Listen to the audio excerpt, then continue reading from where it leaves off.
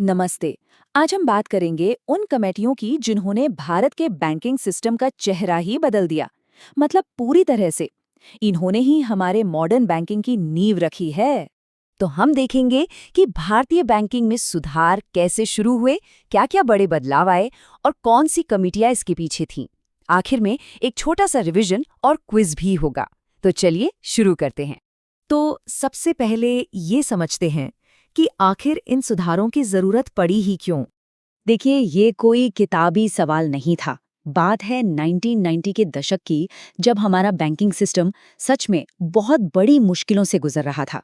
और इसी संकट की वजह से एक्सपर्ट्स को बुलाना पड़ा और फिर शुरू हुआ दशकों तक चलने वाला सुधारों का ये सिलसिला।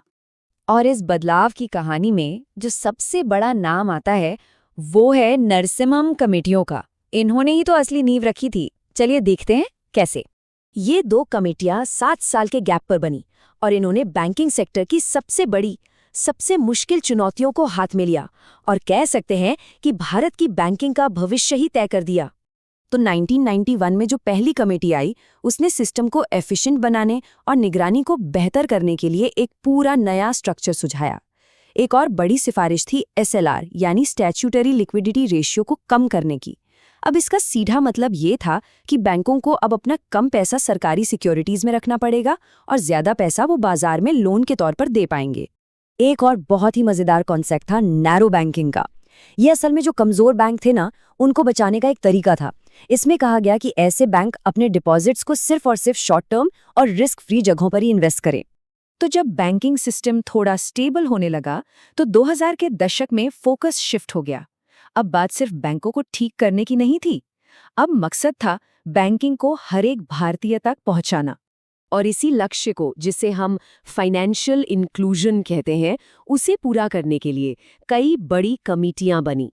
इन सबका एक ही काम था, ये पता लगाना कि फाइनेंस को आम आदमी तक कैसे पहुंचाया जाए।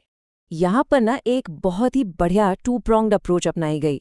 एक तरफ तो बैंकिंग को नए इलाकों, खासकर गांव तक पहुंचाने की बात हुई, और दूसरी तरफ ये पक्का किया गया कि सभी बैंक्स, यहाँ तक कि विदेशी बैंक्स भी जरूरी सेक्टर्स को लोन देकर अपनी जिम्मेदारी निभाएं। इसी काम को नचिकेत मोर कमेटी ने और आगे बढ़ाया, एक बहुत ही बोल्ड सिफारिश के साथ। उन्होंने कहा कि प्रायोरिटी सेक्टर मतलब कृषि और छोटे बिजनेस जैसे जरूरी क्षेत्रों के लिए लोन का टारगेट बढ़ाकर 50% कर देना चाहिए। और फिर आई दीपक मोहंती कमेटी, जिसका फोकस बहुत ही स्पेसिफिक था। उन्होंने कहा कि आधार जैसी टेक्नोलॉजी का इस्तेमाल करके कम आय वाली महिलाओं तक लोन पहुंचाया जाए। ये वाकई एक बहुत जरूरी कदम था। अच्छा, अब जरा उन कमेटियों की बात करते हैं जिनका काम पूरे सिस्टम को और ज्यादा मजबूत और सेफ बनाना था। साल 1998 में जानकी रमन कमेटी ने डिपॉजिटर्स के लिए एक बहुत बड़ी सुरक्षा की बात की। उन्होंने कहा कि जो डिपॉजिट इंश्योरेंस गारंटी है, उसे 6 गुना बढ़ाकर 6 लाख रुपए कर देना चाहिए। ये कमेटी कस्टमर्स को पावर देने के लिए बहुत अहम थी। इसने कहा कि अगर एटीएम या ऑनलाइन कोई फ्रॉड होता है, तो बैंक की जिम्मेदारी होगी, कस्टमर की नहीं। और साथ ही एक एसएमएस से एटीएम कार्ड को तुरंत ब्लॉक करने की सुविधा भी। सोचिए, ये सब चीजें आज हमारे लिए कितनी जरूरी हैं। और अगर हम हाल की बात करें तो बिमल जालान कमेटी ने खुद आरबीआई के फाइनेंस पर ध्यान दिया। उन्होंने सिफारिश की कि आरबीआई के पास एक क्लियर पॉलिसी होनी चाहिए कि वो अपना सरप्लस यानी एक्स्ट्रा मुनाफा सरकार के साथ कैसे शेयर करेगा।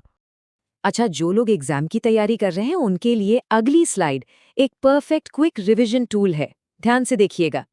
तो ये रहा एक क्विक सारांश, कौन सी कमेटी किस साल में आई और उसकी सबसे खास सिफारिश क्या थी। इस पर एक नजर डाल लीजिए।